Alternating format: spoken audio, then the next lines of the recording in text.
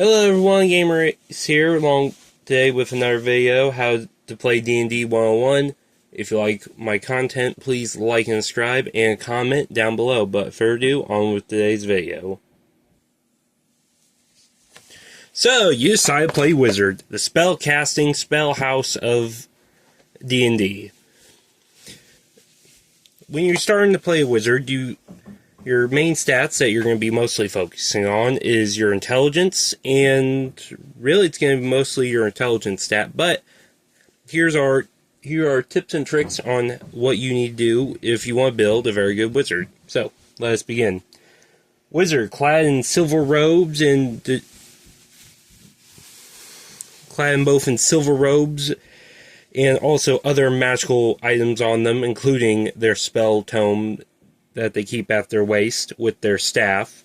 Wizards are one of multiple spell casting classes throughout in the Forgotten Realms. Wizards are the scholars. They are the scholars, the architects, the historians of Faerun. They keep track of. They don't just write the history down of what happens in Faerun. They also, they go out and adventure. There are some wizards that go out on adventures to learn how to get more power, how to get stronger with more spells to their arsenal. At level 1, you get spell casting and arcane recovery, which is very good. Arcane recovery means you can take a short rest or a long rest to recover one or more spells that you use up during your time adventuring.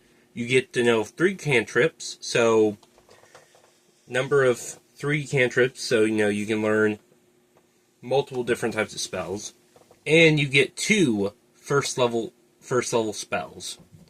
Second level, you get arcane tradition with 3 first level spells, and so on and so forth. But let's jump into some of the class features. Hit points wise, you get a 1d6 HP, which, not bad. Back during 3.5 and younger editions, older editions, the wizard used to have only 1d4 HP, so yay, because dear gosh, wizards were so squishy that it only took a kobold with a sling to kill you. So, yay, you finally get some more HP. Hit points at first level.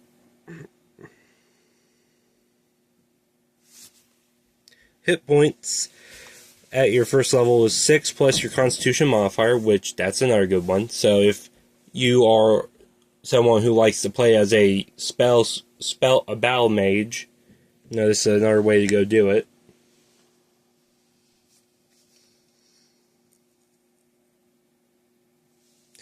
Hit points at higher levels, 1d6 or 4 plus your Constitution modifier per wizard level after first. So, every time when you level up, you have to roll to see how much HP you get, or you can go with the standard of 4 plus your Constitution modifier.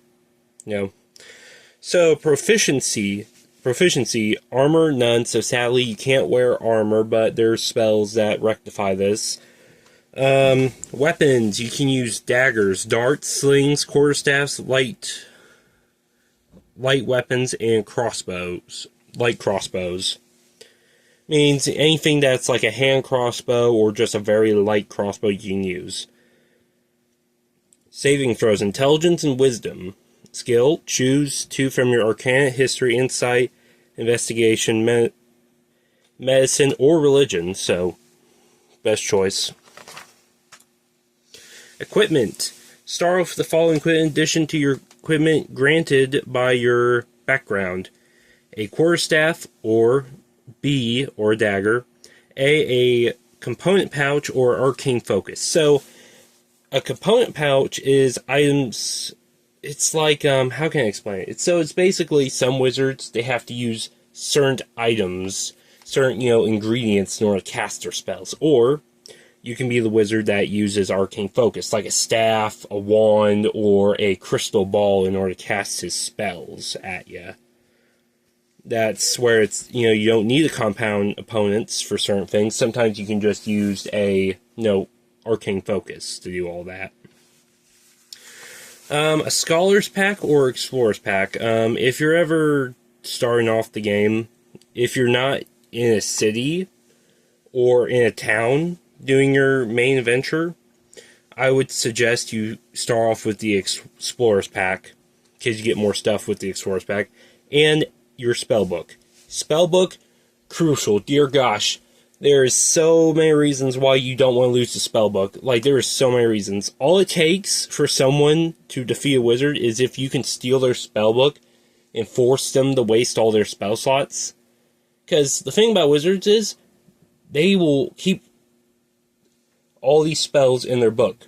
So they will only have to have the spells that they know at the current moment. Like wizards, the thing about what makes wizards better than all the other spellcasters is wizards can learn every spell. They can learn every spell in their arsenal, and more some. Plus, they can create more spells. Problem with that is they can't remember all of it. So, because, bad memory, plus so they get the bad case of dementia, so they decided, hey, we need to write all of our spells down in this book to make sure we don't lose them all. So, they get their book, write all this stuff down, but the problem is, if they lose said spell tome, or if they don't have a backup copy, they're basically screwed. They only have the spells that's in their repertoire. Like, you can be a master wizard and have, probably over maybe 500 different spells, but all it takes is one rogue to steal your spellbook, and you're back at the start with only 20, maybe at best 13 spells back in your repertoire. So, spellbook, guard that with your life. You want to guard that. Your spellbook. So, let's just quickly read through the spellbook section here, and then I'll go on my spiel about spellbooks. The spells that you add to your spellbook and you gain levels reflect the arcane research you would on your own as well. Over your course of your adventures, if you find dusty old spell tomes, also finding spells off other enemy wizards, plus any other spell scrolls that you find, you can integrate into your spellbook, which will take a little bit of time plus some gold with some expensive 50 gold, some expensive paper, and expensive magical ink in order to write these down, but much worth it when you have them all down. It takes about 2 hours to copy each spell that you don't know of from someone else's book onto yours. Replacing the book. You can copy a spell from your own spell book into another book, for example, if you want to make a backup copy of your spell book, if the copy, since understand your own notion is already known. You can spend 1 hour and 10 gold for each spell level of your copy spelled. Also, you can also do services for people in the game by making spell scrolls that you can take a spell from yours and put it into a scroll, and they can cast that spell through that scroll that you created, which is a service on its own. You can probably charge someone 100 gold for a certain spell, depending on what level it is. Book Apprentice. Your spellbook is a unique complication of spells with its own decorated flourishes and its own margin notes. Planning further, a functional letter volume, which is library or even collector's notes scourged together after you lost your previous spellbook in a mishap. So let's go over spellbook wise. This is just a basic. This is just a basic what a spellbook would look like for a typical wizard, but there was a YouTuber called Zbashu. He went over this a while back on spellbooks. And actually, spellbooks don't actually have to be looking like that either. A spellbook could be quite literally anything, personally, if you think about it. Spellbook can be also written on your skin. It can be tattoos all over your body of each spell that you know on your skin. That's one way to do it. And it really depends time to time on what player you're messing with, or what type of character is made. Let's give an example. Let's say you're playing as let's say I'm playing as a turtle wizard.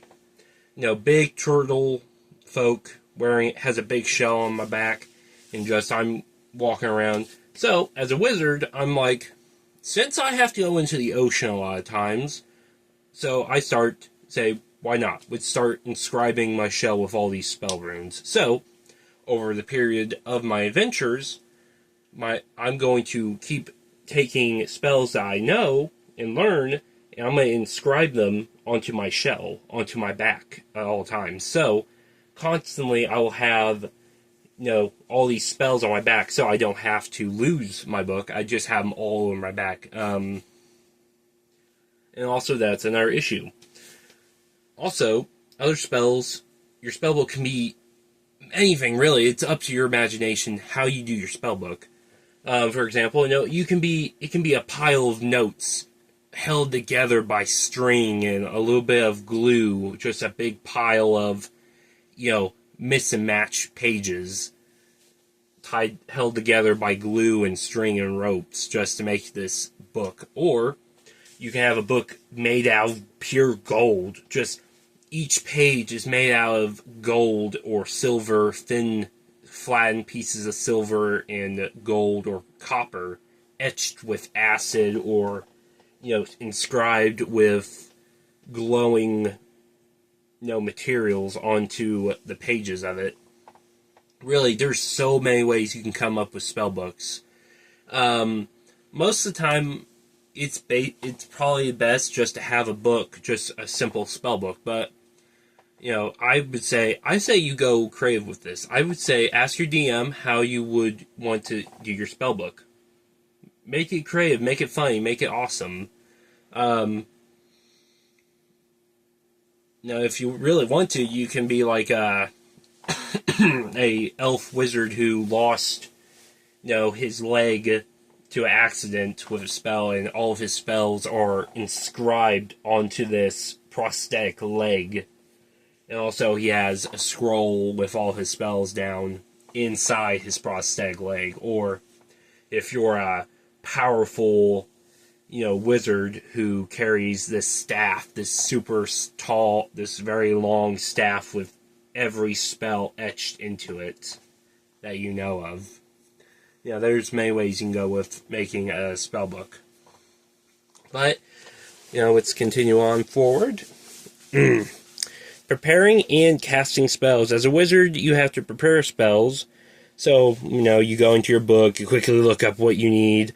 I would suggest this. Before you start any type of combat encounter, any encounter that involves you going into somewhere that you don't know of, I would suggest you look at what spells you would need, depending on place to place. Let's say you're going in a dungeon. What spells do you need for said dungeon in order to get past it? So, that would be crucial. It takes about 1 minute per spell level for each spell on your list. So, it takes not that long to prepare. Casting ability. Spell save DC 8 plus your proficiency bonus plus your intelligence modifier, which can be pretty good. Spell attack modifier, your proficiency bonus plus your intelligence modifier, which not bad. Ritual casting. When you cast a wizard spell as a ritual, your spell has your ritual tag and have the spell in your spell book. You don't need to have the spell prepared. So, ritual casting, Those are ritual spell castings are ones that take longer, but you don't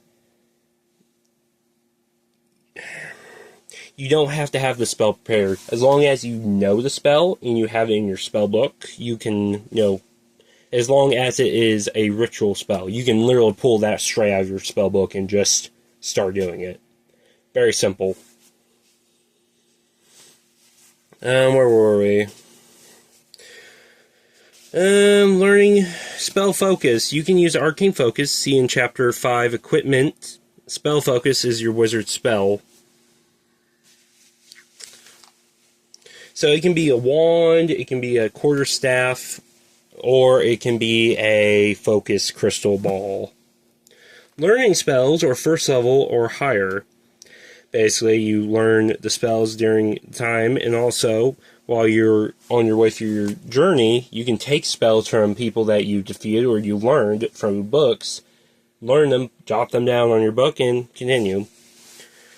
Arcane Tradition. When you reach level 2, you choose an Arcane Tradition, sharpening your patience and magic through 8 schools. This is crucial now. These are the schools that wizards mostly practice in. So, let's go over them real quick. Abjuration, Conjuration, Divination, Enchantment, Evocation, Illusion, Necromancy, and Transmutation. A lot of good schools. And a lot of good powers to them. Signature spells. When you reach level 20, you gain mastery of 2 powerful spells, and you can cast them with little effort.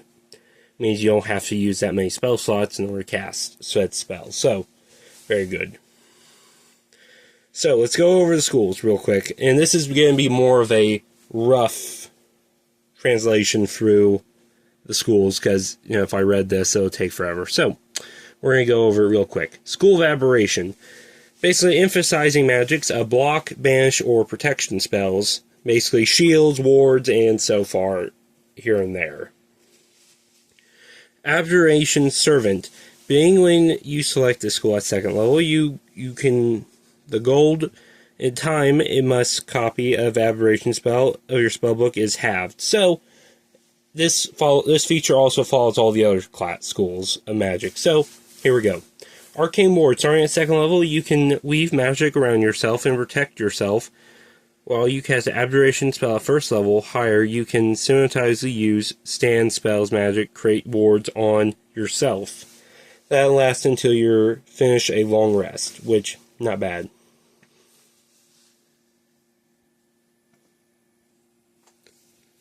School of Conjuration.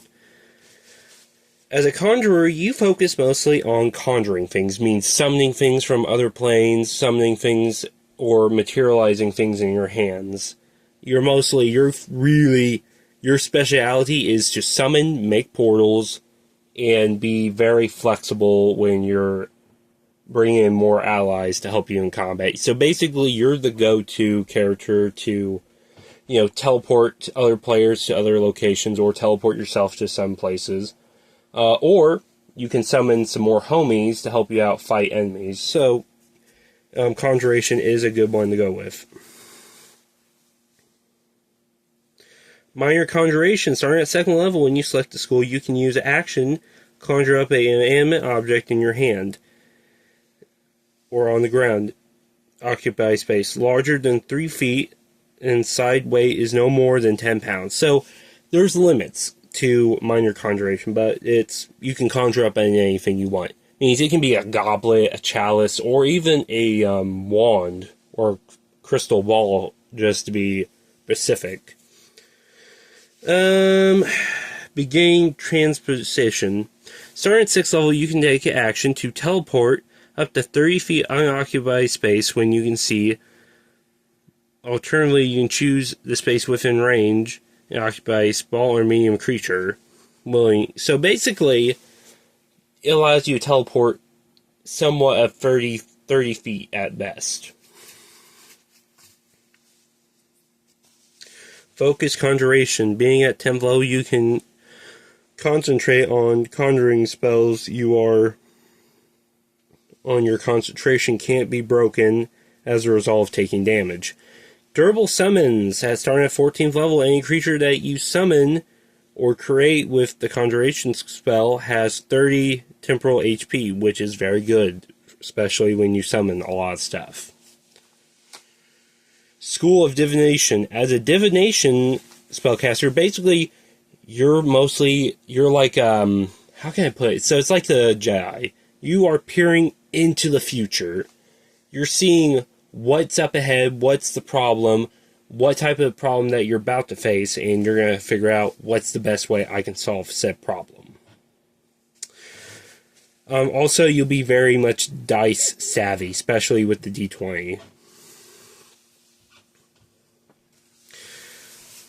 Potent. Starting at 2nd level, you can choose the skull and glimpse into the future, being the press on your glimpse where when you are finished a long rest, you roll 2d20s. So,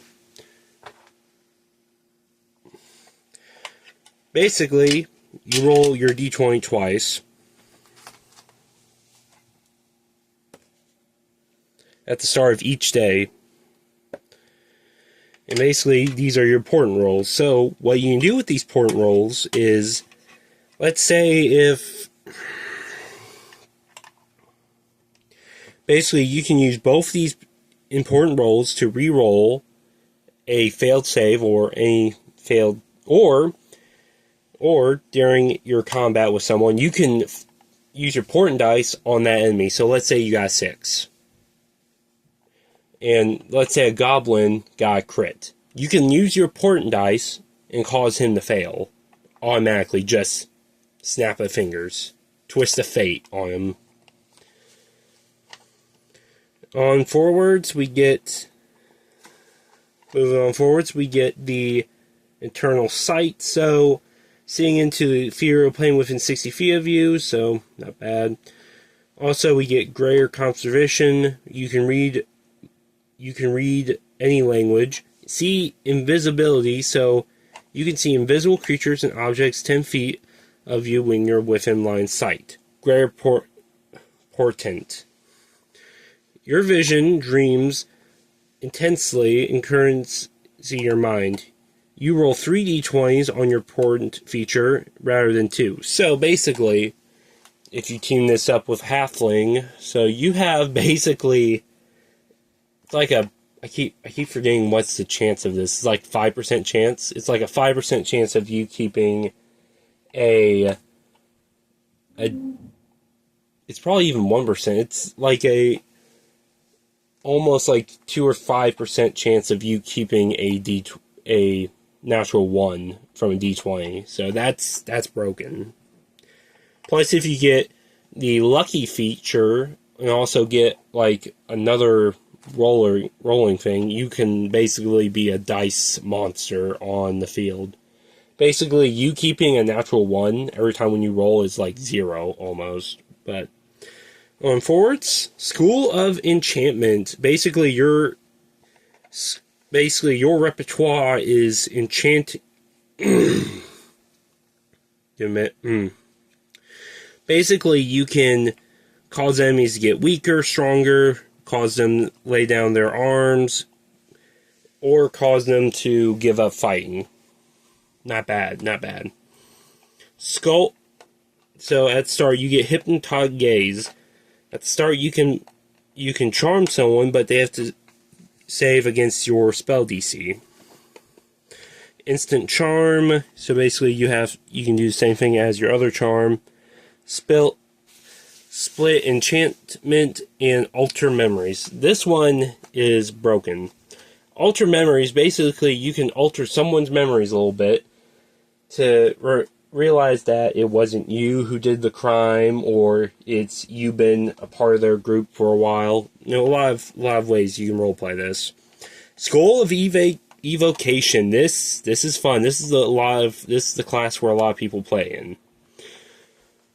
School of Evocation, you use the powers of fire, ice, lightning, and so on and so forth to defeat your enemies or destroy them. Also, so at second level, you get sculpt spells. Basically, you can sculpt any of your evocation spells, qualifying +1 your spell's level. Important cantrip. Basically, any cantrip that you pick does more damage. Plus, creatures take half the cantrip damage but suffers no additional effects.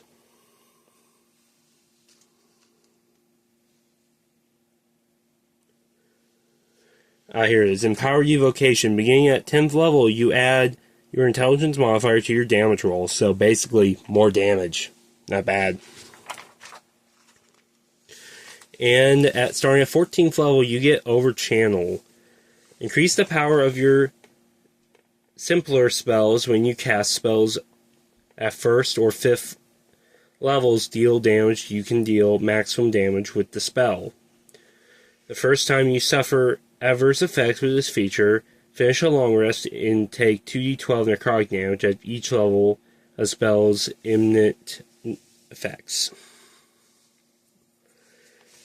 Forward, School of Illusion. You are focused on studying magic and the dazed sense. Basically, your job is to confuse enemies, blind them, turn visible, so on and so forth. Illusionary self. So basically, you can create a duplicate copy of yourself, fooling enemies into attacking that than you.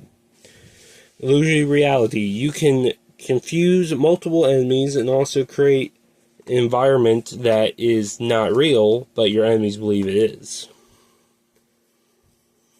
On forward, Necromancy. Necromancy is the school of death where you can build endless hordes of skeletons, zombies, abominations, also learning spells that allow you to extend your own life, while in the process getting closer to undeath itself. As a necromancer, you have Grim Harvest. At second level, you gain the ability to reap life energy from creatures that you kill. Spells once per turn. When you kill one or more creatures with the spell at first level or higher, your hit points equal twice the spell's level or 3 times level. Spell belongs to School of Necromancy. Don't gain the benefits from killing creatures or undead.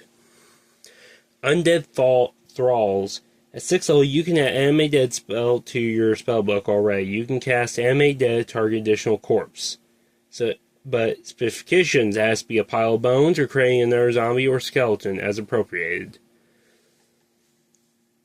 Whenever this creature using a necromancy spell, it has additional benefits.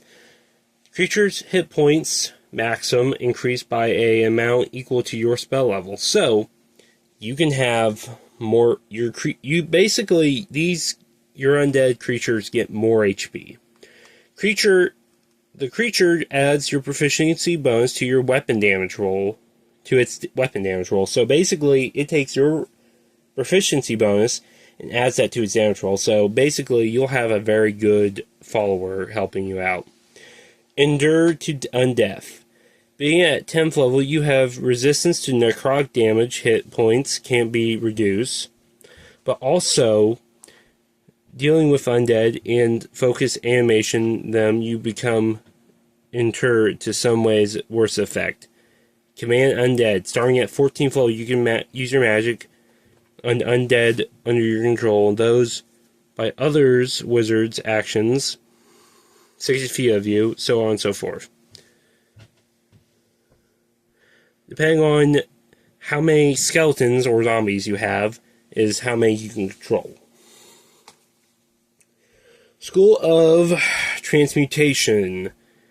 So basically, you focus on turning things into other things. So you can turn lead into gold, silver into this, and then so on and so forth. Minor Alchemy. So you are very good with alchemy materials. You know what you need for alchemy. Transmutation Stone. Basically, you create a magical stone that allows you to do a lot of things. Basically, this creature gains the benefits of your choice.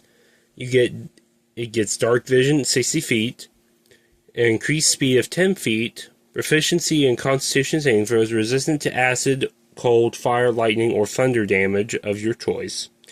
Each time when you cast a transmutation spell at first level or higher, you have a chance of effect of your stone if your stone is in your possession. Spell Changer. You can add the Polymorph spell to your spellbook. When you use Polymorph, you can affect enemies by turning them into quite literally anything. You can turn them into a rabbit and just kill them as a rabbit. Master Transmutation. Starting at 14th level, when you use action to consume resources and transmutate magic stone within the transmutation stone, single burst. When you do so, choose another follower's effects. Minor transformation. You can transmute one or another object larger than 5 foot into or equal to less value. Must spend 10 minutes handling the object, transform it. Panica. Remove all disease, poison effects, all that. Restore life. When you use Raise Dead spell on a creature and touch the transformation stone without expending a spell slot, needing the spell in your spellbook. Restore youth. When your transmutation stone to a willing creature and the creature averts age is reduced by 3d10 years and minimum 13 years. This effect doesn't extend the creature's lifespan, which is a little sad, but oh well. But we have reached the end of today's episode. If you love my content and wish for future videos that go over more D&D, please like and subscribe and comment down below. But this is Gamer Ace, signing out.